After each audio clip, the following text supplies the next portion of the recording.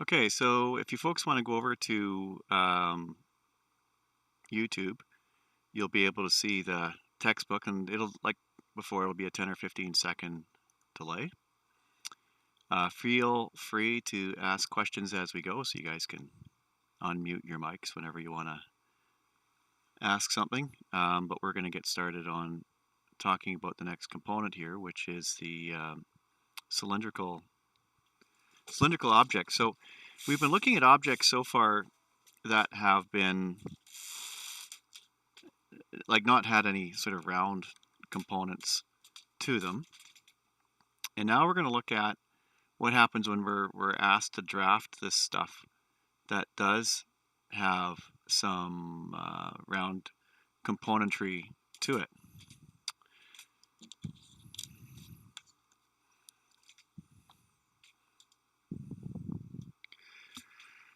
So if we're looking at the objects that I've got on the page right now, so we're at page 85 in the FTD textbook. And so now we're going to look at objects that do have some curves in them and the kind of dimensions that are required and the kind of geometries that we can expect to see in these next few assignments that we'll be working on here. So some of the notation that we'll be working with relates to radii and diameters. So if we look at these particular dimensions here, which I'll bring up closer to the camera, you can see that there's, on the image on the left, there's a fillet between the base of this part and the vertical part that sticks up. And it's got a radius of 10 millimeters. Then the shaft at the top of the part, which as you can see has a 45 millimeter diameter, it has a hole in it that is 26 millimeters in diameter. And so when you're looking in the top view, I want you to notice that you can see the outer part of the ring at 45 millimeters and the inner part of the ring at 26 millimeters. But in the top view, we can see how where this fillet flares out at the bottom, that no line is being provided for that in the top view. So with highly symmetrical features like this sort of a thing, we really only need two views to describe it. So this would be considered the top view, and then we would consider this to be the front view. So you've got these two views, and instead of the top view being above the front view, quite often they're oriented landscape, as you see here. So the center lines are parallel, they line up. But because paper is normally printed in landscape format for drawings, it makes more sense to have these two drawings placed horizontally on the sheet. So in this case, two views are all that is needed to describe this object. And that fillet, it's not until you see the front view that you even realize that the fillet is there. So you can see the notation, the R for the radius, and then the O with a slash through it to denote a diameter. Now, if we look at some other objects here where the radii is shown, but often a leader is used both for radii and diameters, so that the text or the dimension for that radius or for that diameter is separated a little bit from the object, so that graphically we're not putting the radius on top of the object. So whenever possible, you want to avoid putting any descriptive text or dimensions on top of the object itself. You want to put that outside. So here, instead of having this R40 with a dimension line from the center of the curve out to the edge, what would be preferable would be to have a leader that points at a tangent to that curve and then put that dimension on the outside. So this would actually be considered preferable to putting that dimension in there. So let's just get a little close up here.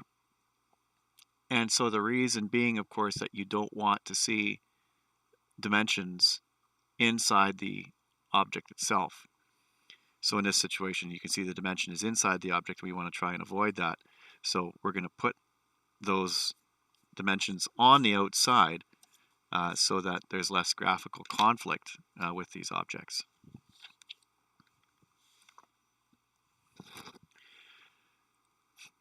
Okay, so when you're putting these leaders on the outside of these objects, you can see that we've got a short line that emanates from the measurement itself, and then the leader line comes in and touches so that if you were to extend the line, it would go to the center of the curve. So it doesn't really matter which angle the leader comes in at, and it doesn't necessarily matter even how long the leader is. I would suggest to you that this is too long. In reality, if we were going to be making the leader, you'd make it sort of a reasonable length so that when you're seeing it on the sheet, it does appear to be associated with the object that you're dimensioning. So then we put in the symbol and put in the text. So as short as possible, but not so much that it's going to encroach on the object itself or any other text or dimensions that you may have in the same vicinity.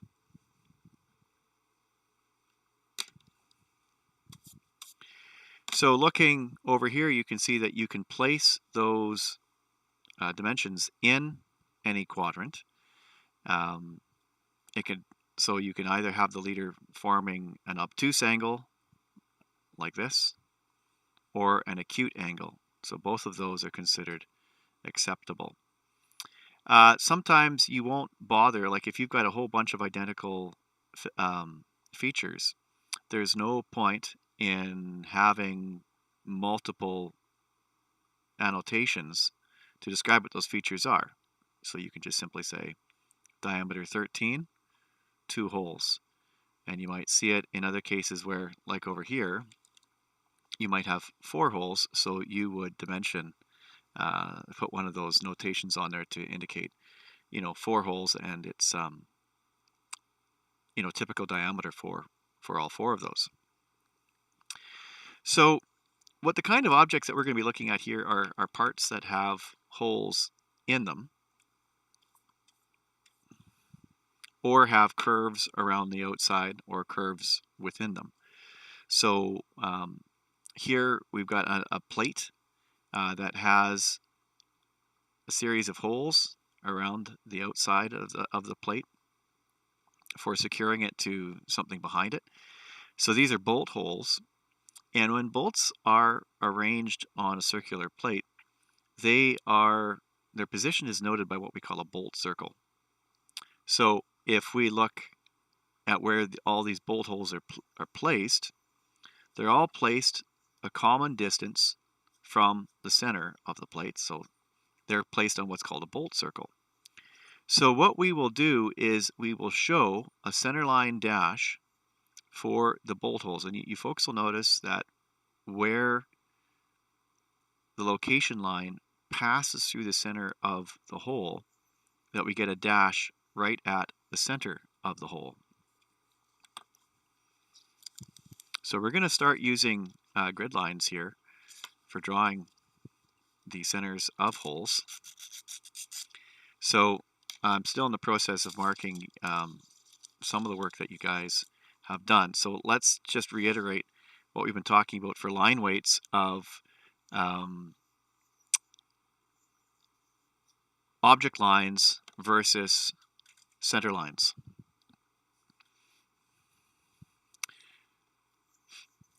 Okay, so in something like a plate where we have a circular feature, and then it has a hole in the center, and often there'll be a shaft associated with that hole. And then we've got bolt holes that are placed at various intervals, regular intervals, around the outside of the circle.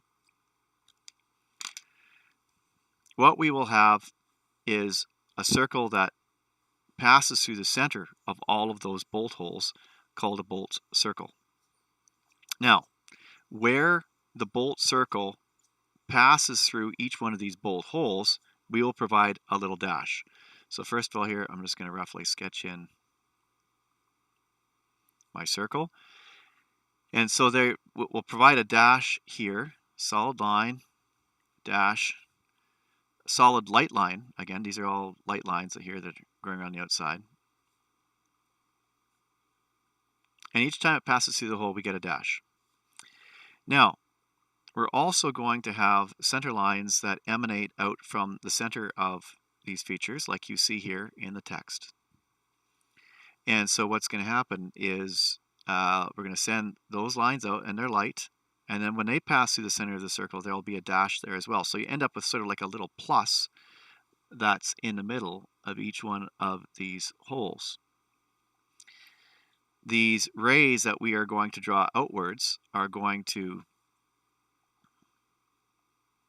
go right past the object to the outside. So in this case, we had 5 holes. So the center lines will all meet, and they can't really pass through each other because they're 72 degrees apart from each other. So there's no possibility for them to pass by. Now, in a situation like this where we have 4 holes, then we can actually make the center line appear a little bit more elegantly.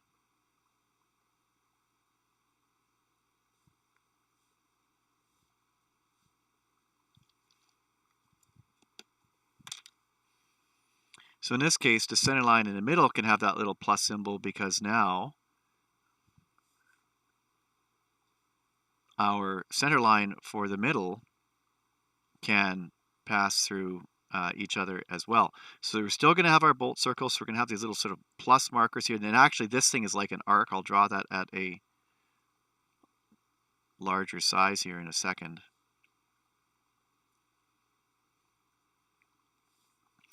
And so what we're going to see here is when we're wanting to place all of these holes at a common distance from the center of our part, these things are going to be on a bolt circle.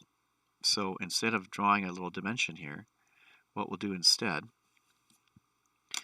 is we will have a leader and an annotation that will point to the bolt circle, and we will say BC, and then the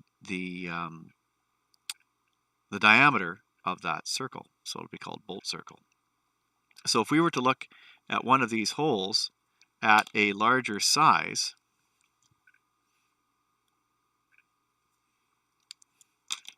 so you're going to see your bolt circle come around the corner, get into the hole, a little arc here. So this bolt circle, the part that's dashed, is still part of the arc, so you'll still draw that with your compass. And then this will continue on its way around. Then the ray from the middle will come through, get to the hole, dash, go straight through it, and on to the other side. So that's kind of the effect that we want to have when we're taking one of these bolt holes here and we're wanting to see what that looks like when it's enlarged. So we're going to be seeing some examples of that here pretty quickly. So some rules about what we're doing with these bolt circles is that we want the leader for these bolt circles to arrive somewhere in a 30 to 60 degree mark when you're placing that leader. So if we go back and look at the situations, you can see that this is sort of in the 30 to 60 degree zone in any of the quadrants. What they want to try and avoid is a situation where you are at a very low angle, like this. And here you can see that the angle between the leader and the short horizontal that connects to your dimension, that there's not much of an angle there. So it just makes it a little bit less clean in terms of your graphics. Same up here, what would end up happening is you'd have something like this, and then coming down at a very steep angle. And so that's not encouraged either. They want to have sort of this anywhere from 30 to 60 so that you've got a nice angle between the leader and the connector to the text. Not super critical, but that's just kind of some of the graphic standards that are used in technical drafting. So down here again, I would avoid putting text within. They're saying these are kind of acceptable, but I always prefer to see that text on the outside of the object. Here, this is just denoting where the object is. Again, we're not going to be shading any of our drawings at all. So people, when they're looking at a part, like this, they have to, in their own minds, recognize that this box represents the outside of the part and that 4 holes are being cut into it.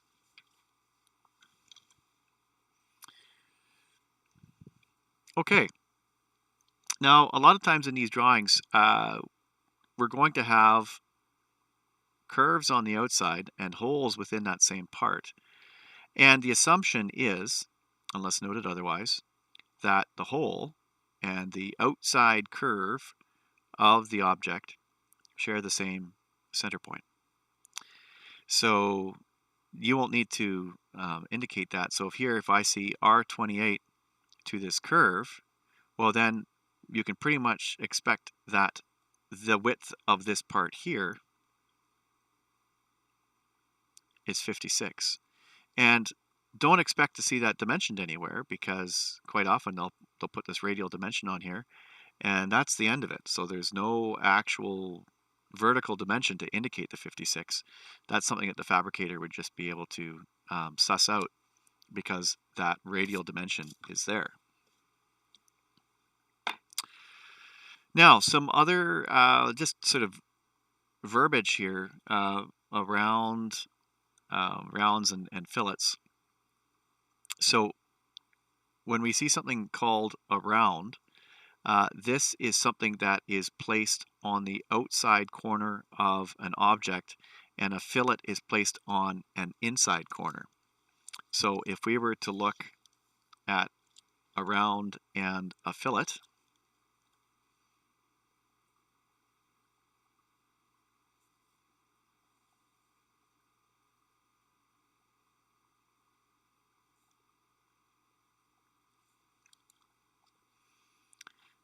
this feature here would be called a fillet. And this part here on the outside, that would be defined as a round. So you're rounding the edges, and then fillets are placed when you have an inside corner. So this kind of machining is done so that when you're working with these objects, you're not getting nasty sharp corners. So rounds are done to prevent people from getting cut on the outside edges of objects. What fillets are done is to help increase the structural strength when forces are applied on the vertical part of this plate. So if there was, say, a shaft that passes through this thing, the fillet will help if there are forces that are wanting to push this thing from one side to the other. So it just helps resist any twisting action that's happening when forces applied to the hub. And so it just makes for a stronger connection between the flange and the hub. So that's another sort of bit of verbiage here. It's this thing here at the bottom where it connects to something else, that's called the flange. And then up top here, where a shaft passes through the center of it, that is what we would call a hub. So then we'd have our bolts here. And then often what we'll see when we're looking at a front view, we'll see hidden lines for the holes, but then we will also see center lines that pass through and try and line up the dashes as much as possible between your center lines. It's maybe not always possible. So let me just get that on some clear space here, so you can kind of expect to see these kinds of graphics from what we will be doing next. Okay, so it's 11:20 now. I lost a little bit of time today, so we'll come back at 11:45, and we will go over the assignment on cylindrical objects. So come back, grab some lunch, and we'll see you guys back here at 11:45.